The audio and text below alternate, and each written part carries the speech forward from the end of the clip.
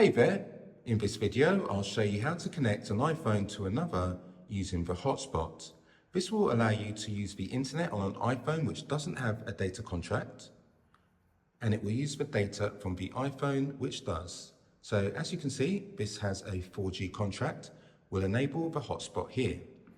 We go to Settings, then on this main settings menu, Personal Hotspot.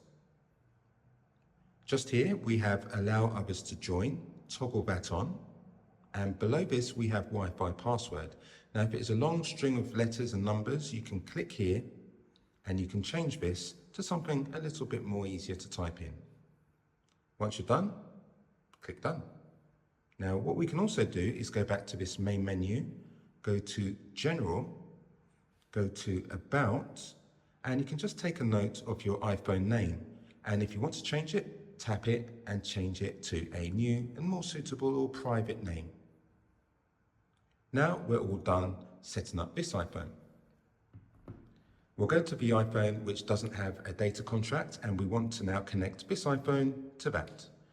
To do so, we go to Settings, and on this main menu, rather than go to Hotspot, we will go to Wi-Fi. Select Wi-Fi. We have the Wi-Fi toggled on. If it's not, please toggle it on. And we see iPhone C. Tap this, and it's asking for the password.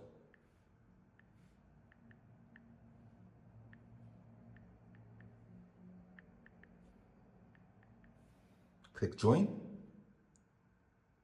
And as you can see in the top right, there's a new logo which represents a hotspot. And over on this iPhone, we have a green background on the clock, which also lets you know there's a connection. So that's how you connect the two phones. When you're ready to disconnect, simply toggle off or toggle off the hotspot just here. I hope you found that useful, and if you have, please give the video a thumbs up. Really helps me out a lot. Thanks a lot for watching, and I wish you a great day ahead.